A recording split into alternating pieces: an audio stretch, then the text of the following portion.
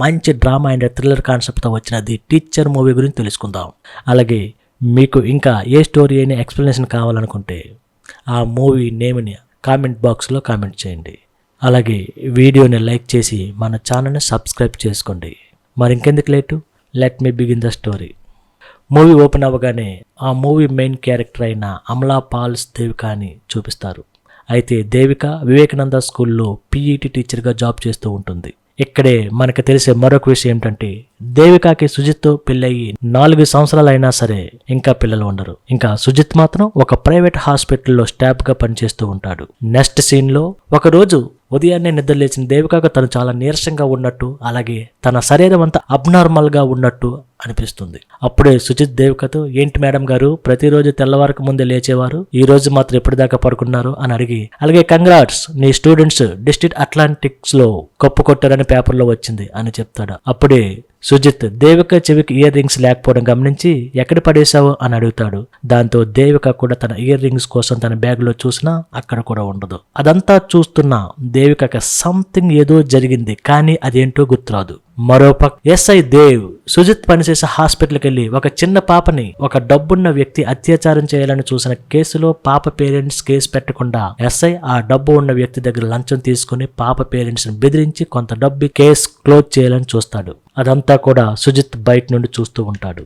Scene cut చేస్తే మరుసటి రోజు స్కూల్కి వెళ్ళిన దేవిక టీచర్ని చూసిన వాచ్మెన్, నేను ఎందుకు మేడం అంత డల్గా ఉన్నారు, స్పోర్ట్స్ రూమ్లో లాక్ కూడా వేయకుండా వెళ్ళిపోయారు అని రూమ్ లాక్స్ ఇస్తాడు. అది విన్న దేవికకి ఏమీ అర్థం కాదు. అలా స్పోర్ట్స్ రూమ్కు వెళ్ళగానే అక్కడే దేవికకి పోయిన తన ఇయర్ రింగ్స్ కనిపిస్తుంది. దేవిక ఆ ఇయర్ రింగ్స్ తీసుకుని పెట్టుకుంటూ ఉండగా అదే స్కూల్లో పనిచేసే గీత అనే టీచర్ వచ్చి, ఏంటి దేవిక 4 రోజులు స్పోర్ట్స్ మీట్ అని ఫుల్గా పనిచేసి ఈ రోజు రెస్ట్ తీసుకోకుండా మళ్ళీ స్కూల్కి వచ్చావు, అదే నేనైతే వారం రోజులు సెలవు తీసుకున్న దాన్ని అంటుంది. అలాగే ఈ సంవత్సరం స్టేట్ స్పోర్ట్స్ మీట్ లో పాల్గొనేందుకు మన స్కూల్ నుండి 12 మంది స్టూడెంట్స్ సెలెక్ట్ అయ్యారు, ఆ క్రెడిట్ అంతా నీదే, ఇయర్ బెస్ట్ టీచర్ అవార్డు నీకేలే అంటుంది. కానీ దేవికకు మాత్రం ఉదయం నుండి నాకు అదోలా ఉందని చెప్పి అలాగే ఆ డే మొత్తం చాలా డల్ గా ఉంటుంది.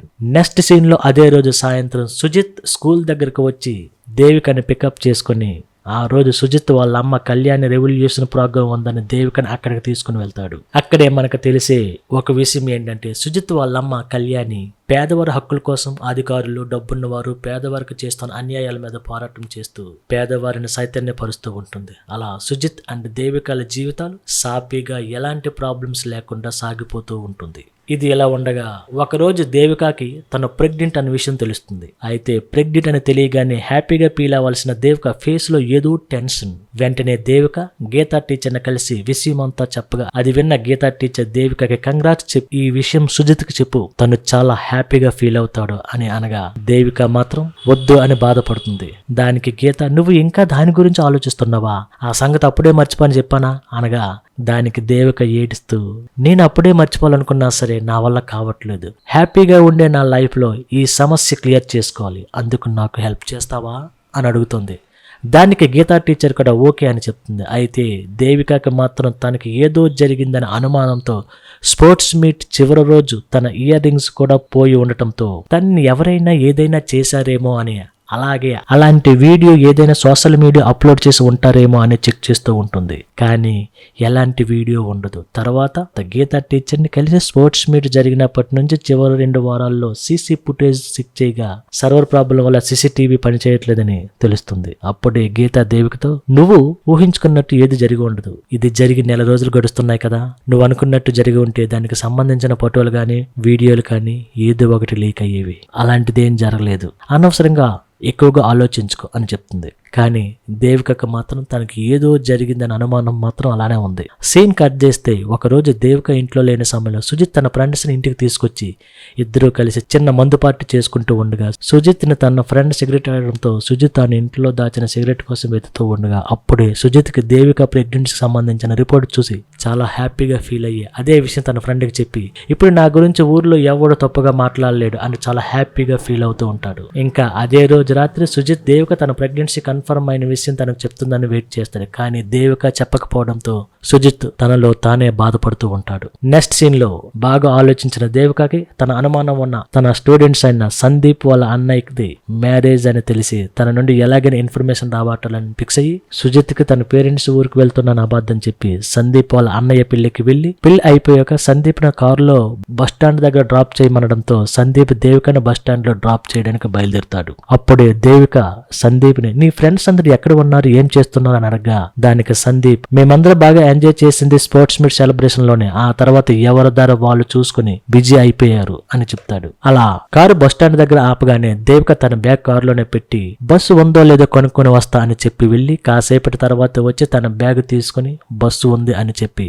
సందీప్కి బాయ్ చెప్పి వెళ్లి బస్సులో కూర్చుంటుంది. అక్కడే అదిరిపోయే ట్విస్ట్ ఏంటంటే దేవిక తన ప్లాన్ ప్రకారమే బ్యాగ్ లో తన మొబైల్ ఆడియో రికార్డ్ లో పెట్టి వెళ్లి ఉంటుంది. ఎందుకంటే సందీప్ మీద అనుమానంతో తను ఎవరికైనా ఫోన్ చేసి మాట్లాడతాడేమో అని. అలా దేవిక ఆడియో రికార్డు ప్లే చేసి నేను అనుకున్నది జరిగి ఉండకూడదు అని టెన్షన్ పడుతూ ఆడియో వినడం స్టార్ట్ చేస్తుంది.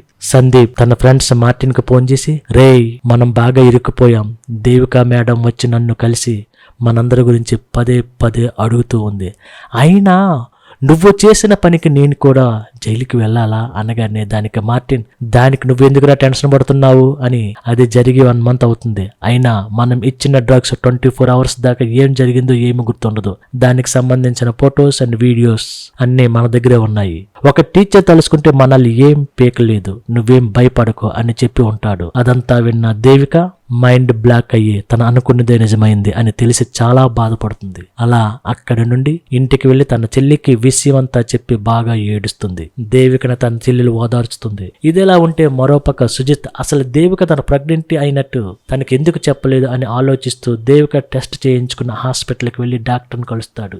అప్పుడే డాక్టర్ సుజిత్ 2 రోజుల ముందు దేవిక ఇక్కడికి వచ్చి తనకి ఆపరేషన్ చేయడానికి ఎన్ని రోజులు పడుతుందని అడిగింది. దేవిక ఈ విషయం మీకు చెప్పిందా అని అడగా అది విన్న సుజిత్ షాక్ అయ్యి దేవిక అసలు తన ప్రెగ్నెంట్ అయినట్టు కూడా నాకు డైరెక్ట్ గా చెప్పలేదు, నేనే తెలుసుకున్నా, ఈ ఆపరేషన్ గురించి అస్సలు తెలియదు అని అంటాడు. డాక్టర్ సుజిత్ మీ పెళ్ళైన 4 సంవత్సరాల తర్వాత వచ్చిన ప్రెగ్నెన్సీ, ఇప్పుడు అబార్షన్ అంటే దేవిక శరీరాన్ని బట్టి మళ్ళీ ప్రెగ్నెన్సీ అయ్యే ఛాన్స్ కూడా చాలా తక్కువ, ఒకసారి దేవికను కలిసి తను ఎందుకు ఈ డిసిషన్ తీసుకోవాలనుకుందో కొనుక్కోమని చెప్తాడు. అది విన్న సుజిత్ కూడా దేవిక అసలు ఎందుకు అబార్షన్ చేయించుకోవాలనుకుంటుందోనని ఆలోచించడం స్టార్ట్ చేస్తాడు. అలాగే చాలా బాధపడతాడు. మరోపక్క దేవిక వాళ్ళ ఊర్లోనే ఉంటే అదే విషయాన్ని గుర్తు చేసుకుని పదే పదే బాధపడుతూ ఉంటుంది. అప్పుడే తన ఫాదర్ చిన్నతల్మ తనకి ఎంత ధైర్యంగా ఉండమని చెప్పించాడు గుర్తు చేసుకుంటుంది. సుజిత్ దేవికకి ఎన్నిసార్లు ఫోన్ చేసినా ఫోన్ లిఫ్ట్ చేయదు. అలా కొన్ని రోజులకి దేవిక చెల్లెలు దేవికకి ధైర్యం చెప్పి మళ్ళీ సుజిత్ దగ్గరికి పంపుతుంది. సీన్ కట్ చేస్తే మళ్ళీ దేవిక సుజిత్ దగ్గరికి వచ్చేస్తుంది. అయితే సుజిత్ కూడా దేవికని ఆపరేషన్ గురించి అడిగి బాధ పెట్టడం ఇష్టం లేక ఏమీ అడగడు. ఇలా ఉండగా ఒక రోజు దేవిక వాంతింగ్ చేసుకుంటుంది. అది కాస్త సుజిత్ చూసేస్తాడు. అప్పుడే సుజిత్ ని చూసిన దేవిక ఏడుస్తూ జరిగింది చెప్పడం స్టార్ట్ చేస్తుంది. ఆ రోజు స్పోర్ట్స్ మీట్ చివరి రోజు వివేకానంద స్కూల్ స్టూడెంట్స్ కప్పు గెలవడంతో అందరూ చాలా హ్యాపీగా సెలబ్రేట్ చేసుకుంటూ సాయంత్రం అవుతూ ఉండటంతో అందరూ అక్కడి నుంచి వెళ్ళిపోతూ ఉంటారు. దాంతో దేవిక మేడం స్పోర్ట్స్ బ్లాక్ లోన్ రూమ్స్ అన్ని క్లోజ్ చేస్తూ ఉండగా త్రో బాలాజీ స్పోర్ట్స్ రూమ్ లో మాత్రం కప్పు గెలిచిన టీంలో ఉన్న సందీప్, మార్టిన్, నవీన్, సిద్ధు అనే 4 స్టూడెంట్స్ సాంగ్స్ ప్లే చేస్తూ ఎంజాయ్ చేస్తూ ఉండటం దేవిక చూసి అక్కడికి వెళ్లి మీరు ఇంకా ఇంటికి బయలుదేరలేదా అని అడగా దానికి వాళ్ళు ట్రోఫీ గెలుచుకున్నాం కదా మేడం, అందుకే సాంగ్స్ ప్లే చేసుకుని చిల్ అవుతున్నామని చెప్పి కాసేపు అయ్యాక వెళ్తామంటారు. అలాగే ట్రోఫీ గెలిచినందుకు మార్టిన్ దేవికకి ప్లాన్ ప్రకారం డ్రగ్స్ కలిపిన స్వీట్ ని తినమని ఇస్తారు.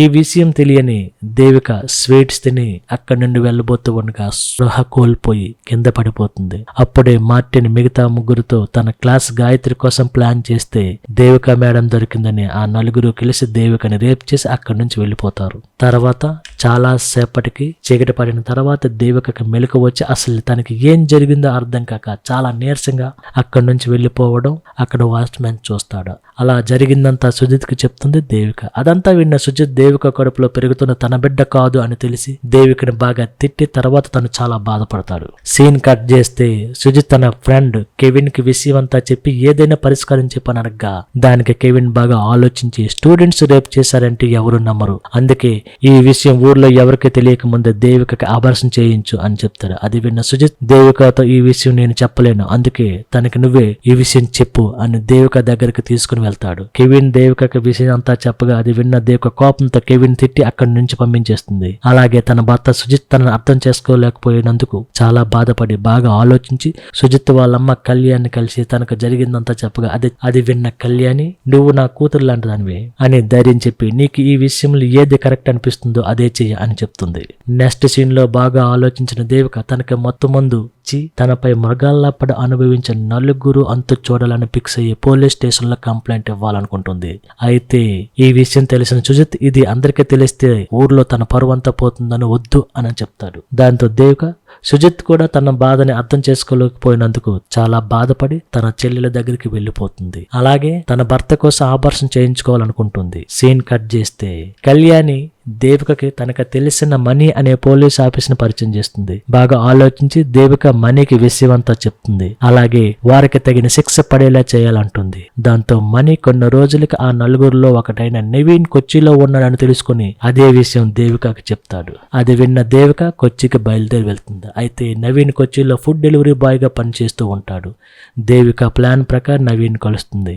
నవీన్ కూడా దేవికను చూసి ఏ మాత్రం తప్పు చేశాను అనే ఫీలింగ్ లేకుండా దేవికతో మాట్లాడతాడు. దేవిక కూడా నవీన్తో క్లోజ్ గా అండ్ రొమాంటిక్ గా మాట్లాడి నవీన్కి తన మీద ఏ మాత్రం అనుమానం రాకుండా నేను కొచ్చిలో స్కూల్ ప్రోగ్రామ్ వర్క్ మీద వచ్చాను, కొచ్చి నుండి వెళ్ళిపోయే లోపు ఒకసారి కలుద్దామని నవీన్ నెంబర్ తీసుకు దేవిక తనతో రొమాంటిక్ గా మాట్లాడడంతో నవీన్ కూడా చాలా హ్యాపీగా ఫీల్ అవుతాడు. సీన్ కట్ చేస్తే మరుసటి రోజు దేవిక నవీన్ కి మెసేజ్ చేసి ఈరోజు ఫ్రీగా ఉన్నాను మీట్ అవుదామా అని అడుగుతుంది.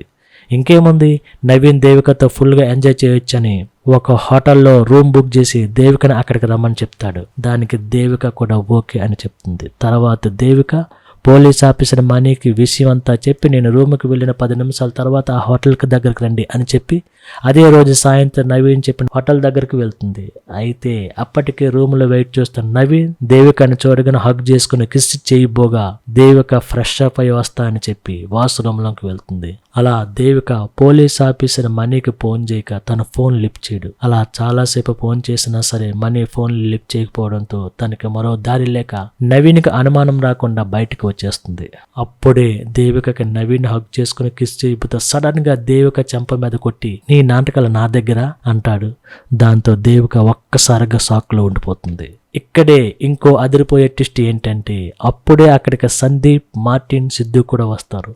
వాళ్ళని చూసిన దేవిక మరింత షాక్ అవుతుంది. యాక్చువల్లీ దేవిక తనతో రొమాంటిక్ గా మాట్లాడినప్పుడే నవీన్కి తన మీద డౌట్ వచ్చి మిగతా ముగ్గురికి ఫోన్ చేసి అక్కడికి రమ్మని చెప్పాడు. అప్పుడే సందీప్ దేవికతో అసలు నీ ప్రాబ్లం ఏంటి, ఆ రోజే మేము అన్ని మర్చిపోయాం, నువ్వు మళ్ళీ దానికి ప్రతీకారం బొంగు అంటూ గొడవలు వద్దు, వీడియో ఫొటోస్ అన్ని మా దగ్గరే ఉన్నాయి, ఇప్పుడు వాటిని డిలీట్ చేస్తాం, ఇక నీ దారిలో నువ్వు వెళ్ళిపో, మా దారిలో మేము వెళ్ళిపోతామని చెప్పి ఫోన్ లో ఉన్న ఫొటోస్ అండ్ వీడియోస్ అన్ని డిలీట్ చేసి అలాగే ఫొటోస్ వీడియోస్ ఉన్న మెమోరీ కార్డు కూడా విరగ్గొట్టి దాన్ని దేవికకి ఇస్తారు. అలాగే ఇంకెప్పుడు మిమ్మల్ని మా చుట్టుపక్కల చూడకూడదు అని మార్టిన్ బండ బూతులు తిట్టి అక్కడి నుంచి వెళ్ళిపోమని చెప్తాడు. కానీ అప్పుడే నవీన్ దేవిక దగ్గరికి వచ్చి తనకు ముద్దు పెట్టుకుని అసభ్యకరంగా తిట్టి బయటికి వెళ్ళమని డోర్ ఓపెన్ చేస్తాడు. దాంతో చాలా బాధతో దేవిక డోర్ దగ్గరికి వెళ్తుంది. అక్కడే అదిరిపోయే ట్విస్ట్, దేవిక డోర్ క్లోజ్ చేస్తుంది.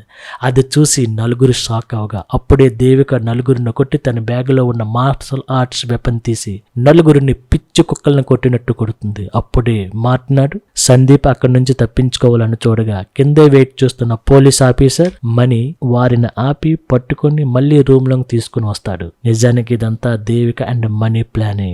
నలుగురిని అక్కడి నుంచి రప్పించాలంటే అలా ప్లాన్ చేసి ఉంటారు. అలాగే దేవిక చిన్నప్పుడు మార్షల్ ఆర్ట్స్ కూడా నేర్చుకుని ఉంటుందని చూపిస్తారు. అలా మణి ఇద్దరిని రూమ్ లోకి పంపి డోర్ లాక్ చేయగా దేవిక నలుగురిని బాగా ఉతికి ఆరేసి అందరిని తాడుతో కట్టేసి వాళ్ళ ఊరి నుండి తీసుకొచ్చిన బాంబ్స్ అన్ని కూడా నలుగురిలో తన ప్రైవేట్ స్పాట్స్ దగ్గర పెట్టి పేల్చి ఆ నలుగురిని మరొక అమ్మాయిని చూసేందుకు కూడా భయపడేలా చేస్తుంది. అప్పుడే కళ్యాణి దేవికకు ఫోన్ చేసి పని పూర్తయిందా అని అడగ్గా అయిపోయిందని చెప్తుంది. సీన్ కట్ చేస్తే రియలైజ్ అయిన సుజిత్ దేవిక దగ్గరికి వచ్చి నేను తప్పు చేశాను, నేను నీ తోడుగా ఉండాల్సింది కానీ అర్థం చేసుకోలేక అలా చేశాను, మళ్ళీ మనం కలిసి ఉందామని అడగ దానికి దేవిక నేను సమస్యలో ఉన్నప్పుడు నువ్వు నా తోడు ఉండలేకపోయావు, ఒకరి మీద ఆధారపడ్డ బ్రతకడం కన్నా స్వతంత్రంగా ఎలా బ్రతకాలో సమస్యలను ఎలా ఎదిరించాలో మీ అమ్మ కళ్యాణి గారిని చూసి నేర్చుకున్నాను, అందుకే నేను కూడా ఒంటరిగా బతకాలనుకుంటున్నాను. అలాగే నేను ఆ వర్షన్ కూడా చేసుకున్నా అని చెప్పి అక్కడి నుండి వెళ్ళిపోతుంది. అదంతా విన్న సుజిత్ కూడా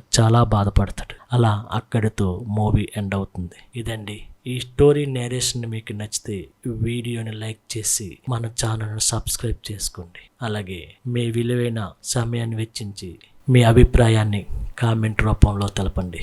థ్యాంక్ యూ.